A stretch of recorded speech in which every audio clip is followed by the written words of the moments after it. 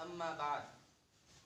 मैं अकेला ही चला था जानिबे मंजिल मगर, मैं अकेला ही चला था जानिबे मंजिल मगर, राह रो आते गए और कारवां बनता गया।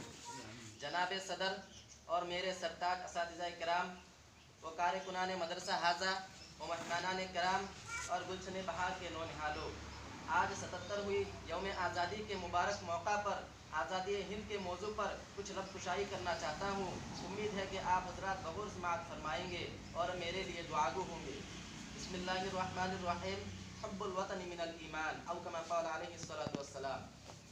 मुअज़्ज़ज़ नौजवानान, आज हिंदुस्तान को आज़ाद हुए 77 साल गुजर चुके।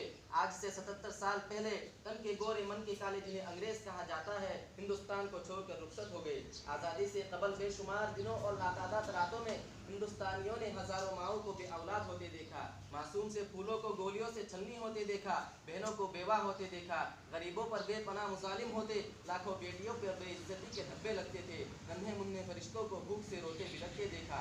उन तारीख और गलीज़ रातों की सुबह हुई, दीन का फरहत बख्श उजाला फैला, गुलामी का अंधेरा खत्म हुआ, ऐसा अंधेरा जो 250 साल पर मुक़य्यद था, और हमने ना जाने कितनी तकलीफ़ें बर्दाश्त करके हिंदुस्तान को तवील गुलामी से आज़ाद कराया।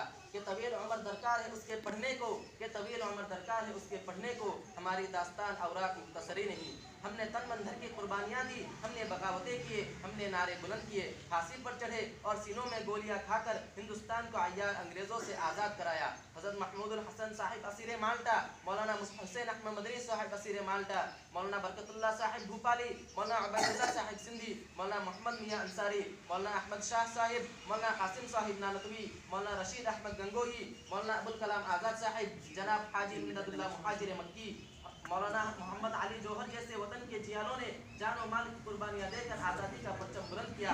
आज हमारी जिम्मेदारी ये है कि हम हिंदुस्तान की हिफाजत के लिए जान की बाजी लगा दे, ताकि उनकी कुर्बानियाँ जिंदा रहे, जिन्होंने अपने खून व पसीने से हिंदुस्तान को दुनिया के सामने इज्जत दिलाई, वक़ार अता किया। आज उस धरती पर शर्मनाक खेल खेला जा रहा है और मस्जिद व मंदिर के नाम पर मजहब के रखवाले बनकर गैर मुल्कों के एजेंटों ने भारत के आवाम में फूट डालनी शुरू कर दी है। रहजनों के हाथों में मुल्क की क़ियादत है, रहजनों के हाथों में मुल्क की क़ियादत है, रिश्वतों का पहरा है, बेतकी सियासत है। आज मुसलमानों को हिंदुस्तान से निकालने का खतरनाक प्लान जारी है। मैं आप लोगों को 1999 माह मई का एक वाक़या बताता हूँ कि अखबार अमर उजाला के मुताबिक DIG ने यह कहा कि हिंदुस्तान में जितने मुस्लिम इदारे हैं सबके सब दहशतगर्दी के अड्डे हैं, और तमाम मुस्लिम इदारों को पाकिस्तान की सरकार तनख्वाह देती है, जिसके जरिए बच्चों को हुकूमत के खिलाफ तरबियत दी जाती है और वहाँ पर बम वगैरह भी बनाए जाते हैं। तो मैं DIG और हुकूमत से सवाल करता हूँ कि जब तुमने मुस्लिम इदारे को दहशतगर्द का अड्डा करार दिया तो बताओ, तो तुमने 1994 में नज़रतुल उलमा में छापा डाला था, तो वहाँ पर तुमने कितने दहशतगर्द को गिरफ्तार किया था? अगर नहीं तो फिर हमको बताओ, गांधी का कातिल कौन था, रजीव का कातिल कौन था? क्या कोई मुसलमान था या किसी इदारे के असातिज़ा और तलबा थे? कातिल तो गुलशन के माली बैठे, फिर तुमने कैसे मुस्लिम इदारे को दहशतगर्दी का अड्डा करार दिया?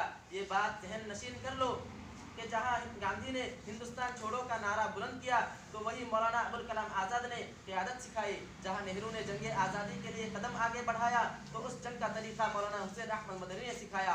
जहाँ पटेल सियासत की तरफ गया, वहाँ सियासत का तरीक़ा मौलाना मोहम्मद अली जौहर ने सिखाया। और वह कुर्बानी भी भूल गए कि मस्जिद दर्स पर बैठकर कुरान व हदीस का दर्स देने वाले उलमाए किराम ने खानकाहों में बैठकर अपने खून व जिगर से